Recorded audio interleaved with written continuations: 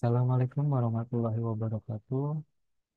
Kami dari kelompok 2 ingin mempresentasikan tentang tugas proyek yang sudah kami buat dengan tema data forgery. Dalam kelompok 2 ini anggotanya ada saya sendiri, ada Kusnai Kasya Putra, ada Dini Diananggra ini, ada Lutfiani, ada Putri Nabila, ada Reza Aditya Pratama. Nah, kita di sini mengambil tema kasus data forgery. Ya, di sini ada latar belakang masalah. Latar belakang masalahnya itu ada dalam perkembangan teknologi informasi yang semakin pesat ini, komputer menjadi salah satu alat teknologi informasi dan komunikasi yang kemajuannya pesat dan sangat kompleks, mau itu dari segi software atau hardware-nya. Dengan komputer juga kita bisa mengakses internet, dan internet itu membawa banyak dampak positif bagi kehidupan kita saat ini. Selain dampak positif, internet juga bisa membawa dampak negatif seperti penyalahgunaan informasi, kejahatan cyber, dan pemalsuan data. Tujuan kejahatan ini tentunya sangat bervariasi dari yang mulai dari kebutuhan ekonomi, terus awal-awalnya iseng, sampai merugikan secara finansial. Di Indonesia juga sudah banyak kasus kejahatan cyber seperti ini. Apalagi yang baru-baru viral belakangan ini ada kasus PDN datanya diretas oleh hacker dan minta tebusan sejumlah beberapa ratus miliar. Nah, di sini ada manfaat dan tujuan. Manfaatnya itu satu, memberikan pengertian dan pemahaman apa sih data forgery itu. Nah, yang kedua ada menganalisa apa sih faktor-faktor penyebab kejahatan data forgery. Yang ketiga ada dampak apa sih yang terjadi akibat kasus data forgery. Nah, ini nomor 4 ini tujuannya itu untuk memenuhi nilai tugas proyek mata kuliah etik. Selanjutnya ada metode penelitian. Pada penulisan makalah ini, penulis menggunakan metode studi pustaka, yaitu metode dengan mengumpulkan atau menghimpun informasi yang relevan dengan topik atau masalah yang sedang diteliti. Nah, untuk selanjutnya, presentasi akan dibawakan oleh teman saya di Median Environment. Di Median, saya persilahkan. Baik, saya Dini Dian Anggraini akan melanjutkan presentasi selanjutnya. Ini selanjutnya ada ruang lingkup. Ruang lingkup penulisan makalah ini dibatasi pada pembahasan tentang kasus kejahatan data forgery baik pemalsuan sebuah situs internet maupun email phishing, juga penanggulangannya. Selanjutnya di sini ada landasan teori. Data adalah kumpulan kejadian yang diangkat dari suatu kenyataan. Bisa berupa angka, huruf, simbol-simbol khusus, atau gabungannya. Data perlu diolah lebih lanjut untuk memberikan informasi yang lebih lengkap. Data juga bisa berarti kumpulan file atau informasi dengan jenis tertentu. Menurut Kamus Oxford, data adalah fakta atau informasi yang digunakan dalam menentukan atau mendiskusikan sesuatu, atau informasi yang disiapkan atau disimpan oleh komputer. Data forgery adalah pemalsuan data penting secara online yang dapat memberikan keuntungan pelaku dalam hal penyalahgunaan data pribadi dan kartu kredit. Kejahatan ini melibatkan pencurian data penting yang dimiliki oleh institusi atau lembaga menurut pandangan penulis. Menurut pandangan penulis, data forgery bisa digunakan dengan dua cara, yakni satu server side, yaitu yang artinya sisi server. Yang dimaksud dengan server side adalah pemalsuan yang cara mendapatkan datanya adalah dengan si pelaku membuat sebuah fake website yang sama persis dengan web yang sebenarnya. Yang kedua ada client side atau sisi pengguna. Penggunaan cara ini sebenarnya bisa dibilang jauh lebih mudah dibandingkan dengan server side karena si pelaku tidak perlu untuk membuat sebuah fake website. Selanjutnya di sini ada jenis-jenis data forgery atau pemalsuan data. Yang pertama ada sumpah palsu atau keterangan palsu. Sumpah palsu atau keterangan palsu yaitu suatu keterangan yang diberikan sehubungan sumpah. Keterangan itu terdiri tidak hanya atas keterangan-keterangan kesaksian dalam perkara maupun dalam perkara pidana. Tetapi semua pemberitahuan dalam kata-kata tentang perbuatan-perbuatan. Keterangan itu harus diberikan di atas sumpah. Pengambilan sumpah dilakukan sebelum keterangan itu diberikan untuk mengirakannya. Antara sumpah janji dan pelanggarannya terdapat jangka waktu. Pelanggaran terjadi setelah pemberian keterangan palsu. Yang kedua ada pemalsuan uang logam dan uang. Contohnya, perbuatan memalsukan uang terdiri atas pergantian bahan-bahan baku untuk membuat uang asli dengan bahan-bahan yang lebih rendah nilainya. Yang ketiga, pemalsuan materai dan merek atau cap. Perbuatan memalsukan berarti memberikan tampang yang lain daripada yang sebenarnya atau yang diterima dari pemerintahan. Seperti yang pertama mengubah nilai yang terletak pada materainya. Yang kedua, memberi warna yang mengakibatkan materai itu terlihat sebagai materai yang lebih tinggi nilainya. Yang keempat, pemalsuan surat. Tujuan pemalsuan surat yaitu untuk menunjukkan bahwa surat seakan-akan berasal dari orang lain, bukan dari pelaku. Perbuatan memalsukan surat dilakukan dengan cara melakukan perubahan-perubahan tanpa izin dalam suatu surat atau tulisan. Perubahan dapat mengenai tanda tangannya maupun mengenai isinya. Selanjutnya akan dijelaskan oleh teman saya. Selanjutnya yaitu ada pembahasan. Pembahasan di sini tentang data forgery adalah pemalsuan data dalam dunia cybercrime. Data forgery merupakan kejahatan dengan memalsukan data pada dokumen-dokumen yang penting yang tersimpan sebagai scriptless dokumen melalui internet. Kejahatan ini biasanya ditunjukkan pada dokumen-dokumen e-commerce dengan membuat seolah-olah terjadi salah ketik yang pada akhirnya akan menguntungkan pelaku karena korban akan memasukkan data pribadi dan nomor kartu kredit yang bisa saja disalahgunakan. Itu contoh kasus pada cybercrime data forgery. Yang pertama yaitu ada pada kasus kartu prakerja. Modus penipuannya yaitu pendaftaran kartu prakerja menggunakan link situs palsu yang beredar melalui WhatsApp pesan singkat yang disiarkan dibuka dengan nominal dana bantuan dan jangka pemberian data yang sama dengan kartu prakerja resmi. Yang kedua yaitu contoh kasus pada mBanking BCA.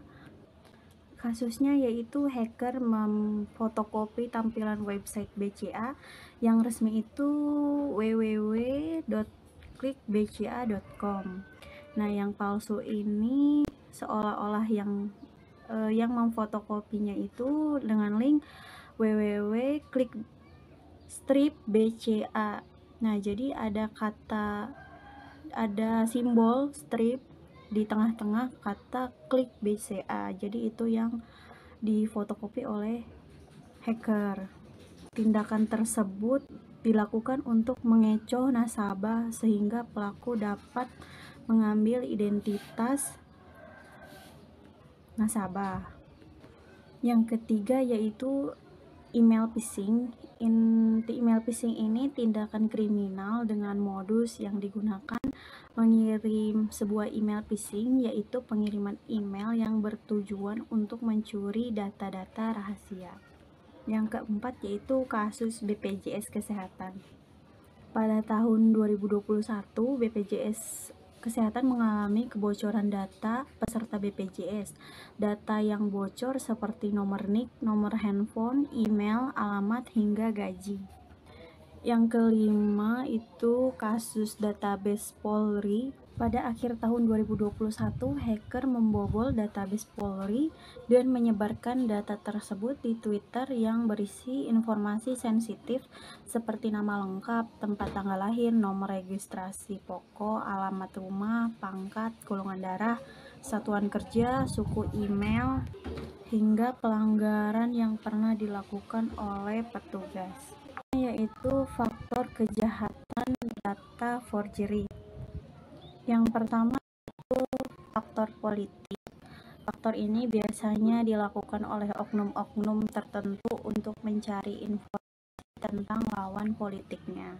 Yang kedua yaitu faktor ekonomi. Karena latar belakang ekonomi, orang bisa melakukan apa saja. Dengan kecanggihan dunia cyber, kejahatan semakin mudah dilakukan dengan modal cukup dan keahlian di bidang komputer saja. Yang ketiga yaitu faktor sosial budaya. Kemajuan teknologi informasi, karena teknologi sekarang semakin canggih dan seiring itu pun mendorong rasa ingin tahu para pecinta teknologi dan mendorong mereka melakukan eksperimen. Dan selanjutnya sumber daya manusia. Banyak sumber daya manusia yang memiliki potensi dalam bidang IT yang tidak dioptimalkan sehingga mereka melakukan kejahatan cyber. Dan yang terakhir ini komunitas, untuk membuktikan keahlian mereka ingin dilihat orang atau lebih dibilang hebat, dan pada akhirnya tanpa sadar mereka itu telah melanggar peraturan ITE. Penanggulangan data forgery. Yang pertama, verify your account. Jika verify meminta username, password, dan data lainnya, jangan memberikan reaksi balik. Anda harus selalu ingat, password jangan pernah diberikan kepada siapapun. Namun, jika Anda mendaftar account di suatu situs dan harus memverifikasinya dengan mengklik suatu URL tertentu tanpa minta mengirimkan data, macam-macam lakukan saja karena ini mekanisme umumnya. Kedua, if you don't respond within 48 hours, your account will be closed. Jika Anda tidak merespon dalam waktu 48 jam, maka akun Anda akan ditutup. Harap membaca baik-baik dan tidak perlu buru-buru. Tulisan di atas wajib Anda waspadai karena umumnya hanya propaganda agar membaca semakin panik. Ketiga, value customer. Karena email phishing biasanya target menggunakan random, maka email tersebut bisa menggunakan nama kita langsung. Jika Anda harus waspada, umumnya kebocoran nama karena kita aktif di milis atau forum komunitas tertentu.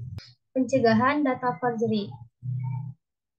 Adapun cara untuk mencegah terjadi kejahatan ini diantaranya, satu, perlu adanya cyber law, yakni hukum yang khusus menangani kejahatan-kejahatan yang terjadi di internet. Karena kejahatan ini berbeda dari kejahatan konvensional. Kedua, perlunya sosialisasi yang lebih intensif kepada masyarakat yang bisa dilakukan oleh lembaga-lembaga khusus.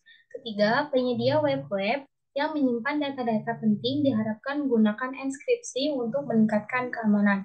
Keempat, para pengguna juga diharapkan untuk lebih waspada dan teliti sebelum memasukkan data-datanya di internet, mengingat kejahatan ini sering terjadi karena kurangnya ketelitian pengguna. Hukum tentang data forgery. Pertama,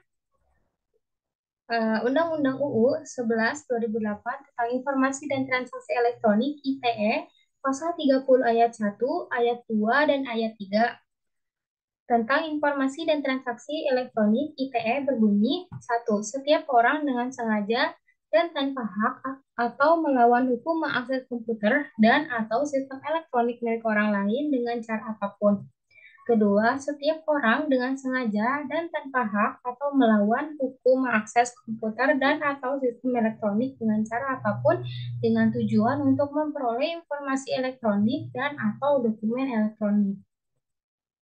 Ketiga, setiap orang dengan sengaja dan tanpa hak atau melawan hukum mengakses komputer dan atau sistem elektronik dengan cara apapun dengan melanggar, menerobos, melampaui, atau menjebol sistem pengamanan. Kedua, Pasal 32 ayat 1 UU nomor 11 2008 tentang Informasi dan Transaksi Elektronik ITE yang berbunyi, 1. Setiap orang dengan sengaja dan tanpa hak atau melawan hukum dengan cara apapun mengubah, menambah, mengurangi, melakukan transmisi, merusak, menghilangkan, memindahkan, menyembunyikan suatu informasi elektronik dan atau dokumen elektronik milik orang lain atau milik publik. Ketiga, Pasal 22 huruf B Undang-Undang 36 1999 tentang telekomunikasi yang berbunyi setiap orang dilarang melakukan perbuatan tanpa hak, tidak sah, atau memanipulasi akses ke jaringan telekomunikasi dan atau akses ke jasa telekomunikasi dan atau akses ke jaringan telekomunikasi khusus. Terakhir ada pasal 35, setiap orang dengan sengaja dan tanpa hak atau melawan hukum melakukan manipulasi, penciptaan, perubahan, penghilangan, pengusakan informasi elektronik dan atau dokumen elektronik dengan tujuan agar informasi elektronik dan atau dokumen elektronik tersebut dianggap seolah-olah data otentik. Sanksi atas pelanggaran pasal 30 UU ITE tercantum pada pasal 46 UU ITE yang berbunyi setiap orang yang memenuhi unsur sebagaimana dimaksud dalam pasal 30 ayat 1 dipidana dengan pidana penjara paling lama 6 tahun dan atau denda paling banyak 600 juta rupiah. Kedua, setiap orang yang memenuhi unsur sebagaimana dimaksud dalam pasal 30 ayat 2 dipidana dengan pidana penjara paling lama 7 tahun dan atau denda paling banyak 700 juta rupiah. Ketiga, setiap orang yang memenuhi unsur sebagaimana dimaksud dalam pasal 30 ayat 3 dipidana dengan pidana penjara paling lama 8 tahun atau denda paling banyak 800 juta rupiah. Sanksi atas pelanggaran pasal 35 UU ITE tercantum dalam pasal 51 UU ITE yang berbunyi setiap orang yang memenuhi unsur sebagaimana dimaksud dalam pasal 35 dipidana dengan pidana penjara paling lama 12 tahun dan atau denda paling banyak 12 miliar rupiah. Selanjutnya ada sanksi. Jadi sanksi atas pelanggaran pasal 30 UU ITE tercantum dalam pasal 46 UU ITE yang berbunyi setiap orang yang memenuhi unsur sebagaimana dimaksud dalam pasal 30 ayat 1 dipidana dengan pidana penjara paling lama 6 tahun dan atau denda paling banyak 600 juta rupiah. Selanjutnya, setiap orang yang memenuhi unsur sebagaimana dimaksud dalam pasal 30 ayat 2 dipidana dengan pidana penjara paling lama 7 tahun dan atau denda paling banyak 700 juta rupiah. Lalu setiap orang yang memenuhi unsur sebagaimana dimaksud dalam pasal 30 ayat 3 dipidana dengan pidana penjara paling lama 8 tahun dan atau denda paling banyak 800 juta rupiah. Sanksi atas pelanggaran pasal 35 UU ITE tercantum dalam pasal 51 UU ITE yang berbunyi setiap orang yang memenuhi unsur sebagaimana dimaksud dalam pasal 35 dipidana dengan pidana penjara paling lama 12 tahun dan atau denda paling banyak 12 miliar rupiah. Jadi kesimpulannya dari pembahasan di atas adalah data forgery dan cyber espionage merupakan bagian dari cybercrime. Data forgery merupakan bentuk kejahatan pemalsuan data pada dokumen-dokumen penting yang tersimpan sebagai scriptless dokumen melalui internet. Sedangkan cyber espionage merupakan kejahatan yang memanfaatkan jaringan internet untuk melakukan kegiatan mata-mata terhadap pihak lain dengan memasuki sistem jaringan komputer pihak sasaran. Hukum tentang data-data forgery dan cyber espionage telah diatur dalam Undang-Undang Nomor 8 Tahun 2008 tentang informasi dan transaksi elektronik. Saran dari kami melalui pembahasan-pembahasan di atas, dari hasil pemaparan dari semua bab-bab di atas, kita bisa membuat saran sebagai berikut. 1. Dalam menggunakan e-commerce, kita harus lebih berhati-hati saat login. Kedua, verifikasi akun yang kita punya secara hati-hati. Ketiga, update password Anda secara berkala. Dan keempat, menggunakan antivirus yang sudah teruji kualitasnya dan selalu diperbarui. Dan yang terakhir, sedia hard disk eksternal untuk backup data-data yang ada. Demikian presentasi yang telah kelompok kami sampaikan. Mohon maaf apabila ada kekurangan, kurang lebihnya saya ucapkan terima kasih.